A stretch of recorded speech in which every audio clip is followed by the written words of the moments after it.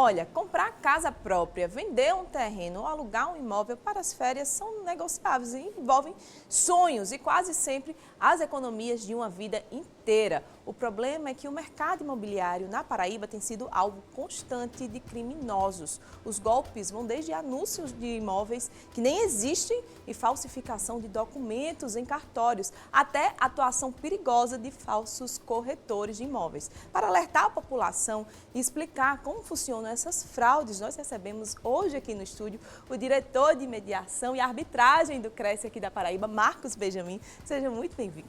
Bem-vindo, doutor Marcos, tudo bem? Tudo bem, Priscila. Doutor Marcos, primeiro, para quem está em casa, o alerta, que golpes são esses, os mais frequentes que estão chegando agora?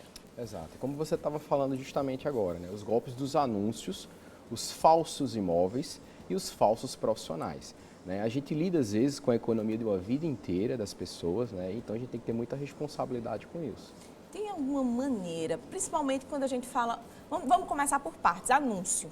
Hoje em dia, tanto a gente aluga muitos imóveis, tanto para a temporada por anúncio, quanto também quem tem, né, pretende colocar. Como que evita? É seguro mesmo ou existe fraude até dentro desses sites? Sim, a maioria ocorre nas plataformas, né? Então como que a gente evita? Esse anúncio ele ocorre, né, ele é disparado por alguém, ou por uma empresa, ou por algum corretor de imóveis. E aí você parte desse princípio, você analisa se aquele profissional, ele de fato é um profissional corretor de imóveis, se ele está regular na instituição a qual ele é subordinado, que é o CRES Paraíba, e é muito simples, você entra no site do CRES, coloca o nome ou o número do CRES dele lá.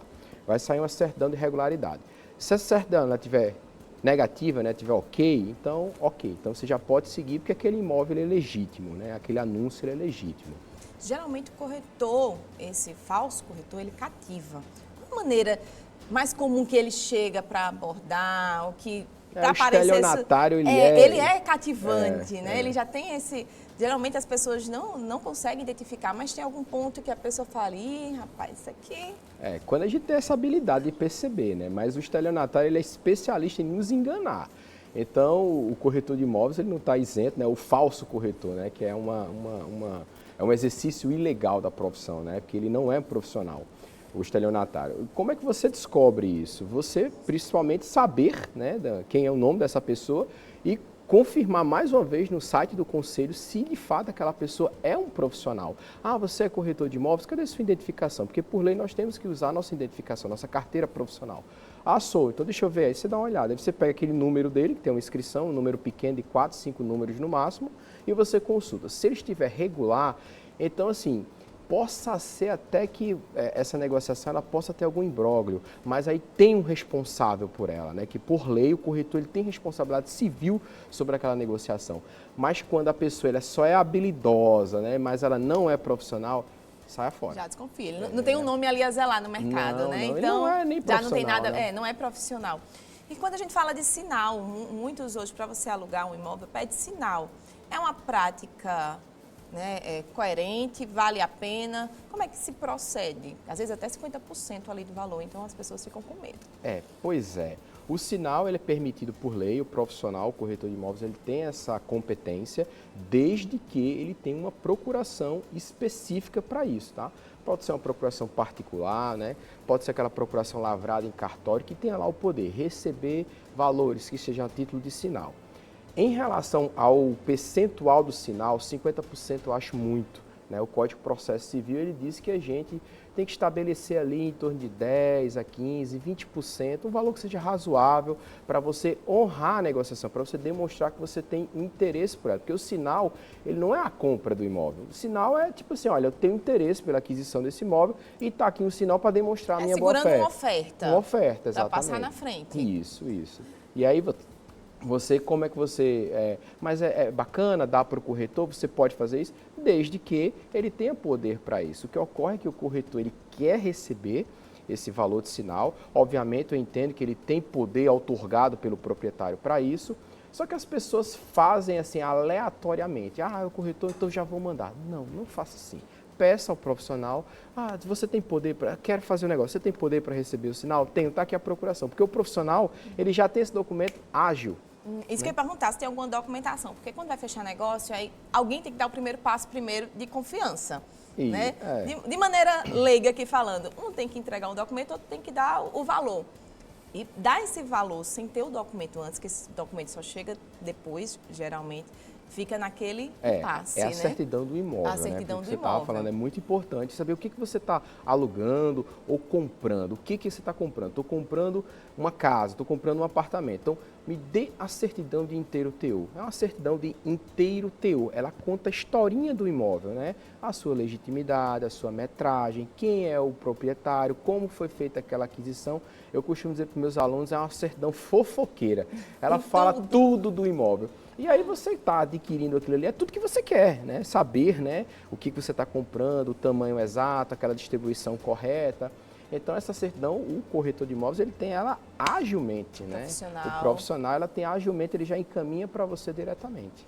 Doutor Marcos, tem um golpe, que até hoje eu vou pedir para o senhor me explicar, eu não sei como se consegue fazer, que é o golpe da venda duplicada. Às vezes, a mesma pessoa, o criminoso, vende o mesmo imóvel para 2, 3, 4 pessoas e consegue fazer isso. E a gente vê noticiado várias vezes, inclusive ultimamente mais ainda. Como é que funciona? Até hoje eu não entendi como é que eles conseguem.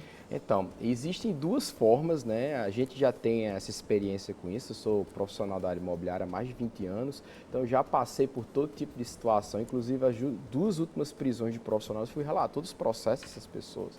E assim, é de uma habilidade, né, do estelionato absurda. Então, como que a gente, como que ele ocorre? Principalmente os imóveis que estão na planta, né, em lançamentos de construtora. Ele leva a pessoa lá, a pessoa gera expectativa naquela unidade específica, que já é, às vezes, oriunda de outro golpe, que ele tomou de outra pessoa, e ele gera uma expectativa sobre aquilo ali, e como a pessoa que adquire, ela não entra, não é emitida na posse do bem, porque quando você compra e você já vai para dentro do imóvel, é uma coisa, é difícil ele usar esse imóvel como essa bala, né? Mas quando o imóvel está na planta, que a pessoa só paga naquela expectativa que vai receber daqui a algum tempo, nossa, ele usa esse imóvel com 3, 4, 5 pessoas. E a pessoa fica tranquila, né? Fica. Deixa ele em paz ali por alguns meses, eu acredito. Sim, sim. Ele gera um contrato forjado, né, por ele, porque normalmente o imóvel na planta, o contrato é emitido pela construtora, aí ele faz um contrato dele lá forjado, às vezes até no próprio stand da construtora ou no escritório que ele tem aí, e aí a pessoa assina, dá o sinal para ele e aí o golpe já está sacramentado. Meu Deus, gente, imagina a decepção, às vezes a economia de uma vida toda, você passa meses esperando, jurando que comprou, sonhando, fazendo projeto, e de repente quando vai ver você não comprou nada. Infelizmente, acontece bastante. Tem alguma ação do CRES de fiscalização para combater esse crime, já que hoje está em mais evidência, assim, tem que crescer o número? Sim, o CRES, ele diuturnamente tem trabalhado para isso, inclusive nós agora trouxemos de Brasília um reforço sobre a fiscalização do COFES para cá, porque João Pessoa, ela triplicou a sua malha, né, de possibilidades de mercado imobiliário, de pessoas, né, que estão vindo de fora. A gente tem empresa fora também Priscila, é impressionante. Não tem que seja estrangeiro, que seja uma pessoa fora da Paraíba que vem aqui para João Pessoa que não queira morar aqui, e não queira adquirir um imóvel aqui conosco, nem que seja para uma locação, mas é de fato aquisição mesmo imobiliária. Então o CRES ele já percebeu isso, né, que quando vem as pessoas boas, também vem as ruins, né? Infelizmente. Infelizmente, para poder justamente exacerbar mais essa fiscalização. Se tem um perfil das pessoas lesadas com esse tipo de crime, um perfil a mais, assim, eita, essas pessoas idosos, se tem um perfil? Sempre é o mesmo. O estelionatário, quando ele vai certo. Nos idosos, naquelas pessoas que têm, assim, uma falta de conhecimento, né? Mais assim, os imóveis mais populares, a característica que eles usam é atacar mais os populares, aquelas pessoas que confiam, que têm a boa fé. E o estelionatário, como ele tem aquela habilidade, aquela conversa fácil, ele consegue facilmente enganar essas pessoas, infelizmente. Geralmente, aqui não tem nem muito a ver com o assunto, mas, gente, rede social. A pessoa já traça o perfil, se você gosta de pet, se você gosta de viajar.